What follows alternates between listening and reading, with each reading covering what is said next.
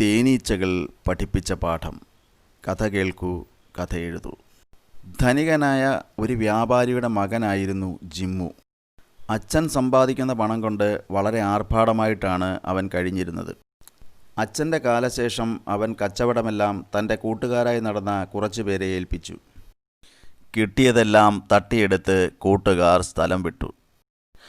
എല്ലാം നഷ്ടപ്പെട്ട ജിമ്മു പരമദരിദ്രനായി മാറി. അവസാനം ജീവിക്കാനുള്ള മാർഗം തേടി അവൻ നാടുവിട്ടു. എങ്ങോട്ടെന്നില്ലാതെ നടന്ന അവൻ ഒരു കാട്ടിൽ എത്തിച്ചേർന്നു.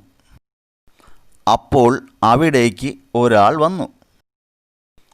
അയാൾ ഒരു പന്തം കത്തിച്ചുകൊണ്ട് അവിടെ ഉണ്ടായിരുന്ന ഒരു മരത്തിൽ കയറി. ആ മരത്തിൽ ഒരു തേനീച്ചക്കൂടുണ്ടായിരുന്നു.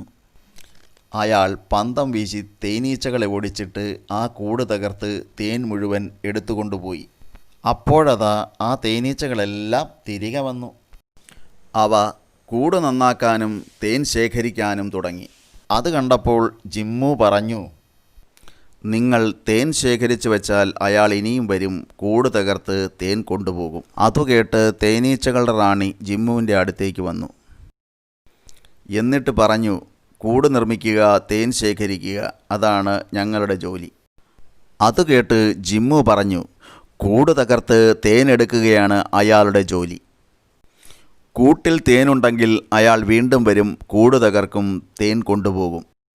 നിങ്ങളുടെ അധ്വാനമെല്ലാം വെറുതെയാവും.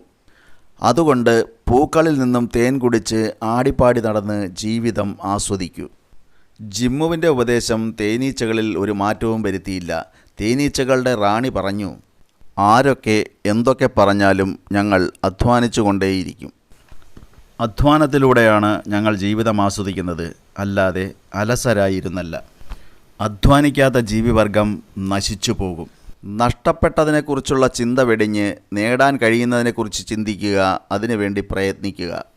ഇത്രയും പറഞ്ഞിട്ട് റാണി കൂട്ടിലേക്ക് പോയി. മറ്റ് തേനീച്ചകൾ അവരുടെ ജോലി തുടർന്നു. ജിമ്മു ആ തേനീച്ചക്കൂട്ടിലേക്ക് തന്നെ നോക്കി നിന്നു. തേനീച്ചകൾ വിശ്രമമില്ലാതെ പണിയെടുക്കുകയാണ്. ആ കാഴ്ച കണ്ടു നിന്ന ജിമ്മുവിൻ്റെ ചിന്താഗതി ആകെ മാറി. മറ്റുള്ളവർ തന്നെ പറ്റിച്ചു. അച്ഛൻ സമ്പാദിച്ചതെല്ലാം അവർ കൊണ്ടുപോയി. നിരാശനായ താൻ നാടുവിട്ടു. എന്നാൽ ഇത്തിരി പോന്ന ഈ തേനീച്ചകളോ? നഷ്ടപ്പെട്ടതിനെക്കുറിച്ച് ചിന്തിക്കാതെ അവ അധ്വാനിച്ചുകൊണ്ടേയിരിക്കുന്നു. പിന്നെ വൈകിയില്ല, ജിമ്മു നാട്ടിൽ തിരിച്ചെത്തി. കഠിനമായി അധ്വാനിച്ച് ജീവിക്കാൻ തുടങ്ങി. താമസിയാതെ അവൻ അച്ഛനേക്കാൾ വലിയ ധനികനായി മാറി. ഇനി ഈ കഥ വന്ന വഴി.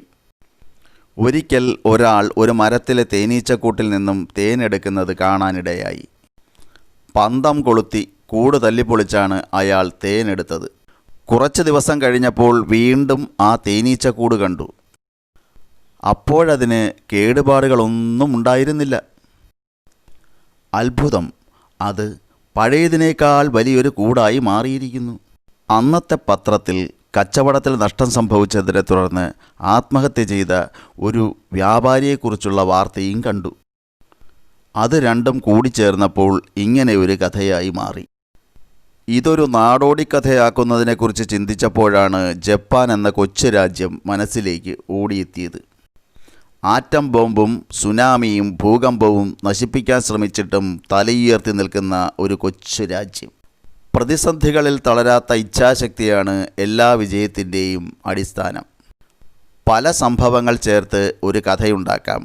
ഒരു ഗുണപാഠം അതിനൊപ്പം ചേർത്ത് വയ്ക്കുമ്പോൾ അതൊരു കുട്ടിക്കഥയായി മാറും.